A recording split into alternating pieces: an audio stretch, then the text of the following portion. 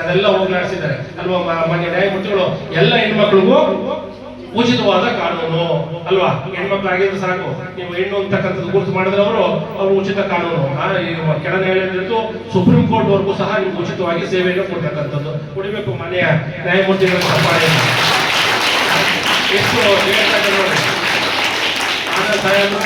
ಮಂಡ್ಯ ಜಿಲ್ಲೆಯಲ್ಲಿ 7 ತಾಲೂಕು ಸುತ್ತಾಡಿ ಎಲ್ಲ ಶಾಲಾ ಕಾಲೇಜುಗಳಿಗೆ ಇಂಥ ಸೌಲಭ್ಯಗಳನ್ನು ಪಡ್ಕೊಳ್ಳಿ. ಹಾಗೆ ಮೂಲಭೂತ ಹಕ್ಕುಗಳು ಮತ್ತು ಕರ್ತವ್ಯಗಳು, ಬರೀ ನಾವು ಹಕ್ಕುಗಳನ್ನೇ ಕೇಳುವುದಲ್ಲ, ನಮ್ಮ ಕರ್ತವ್ಯಗಳನ್ನು ಮಾಡಬೇಕಾಗ್ತದೆ ಮನುಷ್ಯ ಅಲ್ವಾ.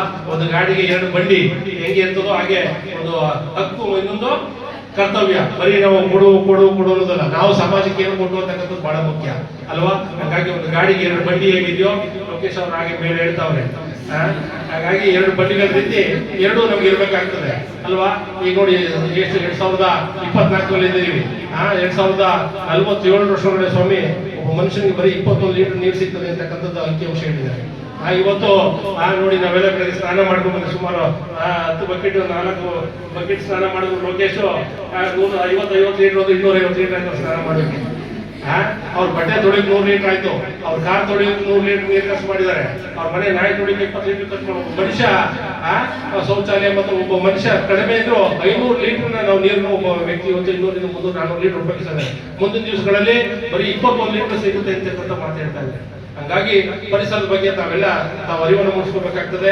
ಸಸಿ ಗಿಡಗಳನ್ನು ನೆಡ್ತಕ್ಕಂಥದ್ದು, ನೀರನ್ನು ಹೆಚ್ಚಿಸ್ತಕ್ಕಂಥದ್ದು, ಇಂಥ ವಿಷಯಗಳಲ್ಲೂ ಸಹ ಬಹಳ ಚೆನ್ನಾಗಿ ಬಂದಿದೆ. ಹಾಗೆ ದುಡಿಯುವ ಮಹಿಳೆ, ಬಾಲ ಕಾರ್ಮಿಕರು, ಹಾಗೆ ಮಾನ್ಯ ಆನಂದ್ ಸಾಹೇಬ್ ಹೇಳಿದಾಗೆ ಹುಟ್ಟಿನಿಂದ ಸಾಯುವವರೆಗೂ ಸಹ ಕಾನೂನು ಅಂತಕ್ಕಂಥದ್ದು. ಹುಟ್ಟಿದ ತಕ್ಷಣ ಜನನ ಪ್ರಮಾಣ ಪತ್ರವನ್ನು ತಗೋಬೇಕಾಗ್ತದೆ 30 ದಿವಸದಲ್ಲಿ. ಹಾಗೆ ತಕ್ಕಳದೆ 1 ವರ್ಷ ಲೇಟ್ ಆಗೋದ್ರೆ ಲಾಯರ್ ಹತ್ರ ಹೋಗಿ 1000 ರೂಪಾಯಿ ದುಡ್ಡನ್ನು ಖರ್ಚು ಮಾಡಬೇಕಾಗ್ತದೆ. ಅದಕ್ಕೆ ಮಗು ಹುಟ್ಟಿದ 30 ದಿವಸದಲ್ಲಿ ಅಥವಾ ಲೇಟ್ ಪೇಮೆಂಟ್ ಮಾಡಿ 1 ವರ್ಷದೊಳಗಡೆ ಬರ್ತ್ ಸರ್ಟಿಫಿಕೇಟ್ ತಗೋಬೇಕು. ಹಾಗೆ ಸತ್ತ 30 ದಿವಸದಲ್ಲೂ ಸಹ ಡೆತ್ ಸರ್ಟಿಫಿಕೇಟ್ ತಗೋಬೇಕು ಅಲ್ವಾ. ನಮ್ಮ ತಾತ ಸೋತೋದ್ರು ಸರ್ ಅಂತ ಕೆಲವರು ಬರ್ತಾರೆ. ಯಾವಾಗಪ್ಪ ಅಂದ್ರೆ 1962 58 ಸಾರ್ತಾರೆ. ಈಗ 24 ಬರ್ತಾರೆ. ಅದಾಗಿ ತಗೋಬೇಕಾದ್ರೆ 1000 ರೂಪಾಯಿ ಖರ್ಚಾಗುತ್ತೆ, ಸಮಯ ವೇಸ್ಟ್ ಆಗುತ್ತೆ. ಹಾಗಾಗಿ ಅಂತ ವಿಷಯಗಳ ಬಗ್ಗೆ ತಾವೆಲ್ಲ ಅರಿವನ್ನು ಮೂಡಿಸ್ಕೋಬೇಕಾಗ್ತದೆ. ಹಾಗೆ ವರದಕ್ಷಿಣೆ ಅಧಿನಿಯಮ ಅಂತಕ್ಕಂಥದ್ದು, ಹೀಗೆ ಜನಸಾಮಾನ್ಯರಿಗೆ ಕಾನೂನು ಅರಿವು ಮತ್ತು ನೆರವು ಪುಸ್ತಕವನ್ನು ತೆಗೆದುಕೊಳ್ಳೋದ್ರ ಮುಖಾಂತರ ತಮ್ಮ ಸಾಕಷ್ಟು ಈ ಸಮಾಜ ಕಟ್ಟುವಂತ ಕೆಲಸದಲ್ಲಿ ತಾವೆಲ್ಲ ಇವತ್ತಿನ ಜಾಗೃತರಾಗಿ ಅಂತಕ್ಕಂಥ ಮಾತನ್ನು ಹೇಳ್ತಾ ನಾನು ಮಾತನ್ನು ಮುಗಿಸ್ತಾ ಇದ್ದೀನಿ. ಜೈ ಹಿಂದ್, ಜೈ ಕರ್ನಾಟಕ.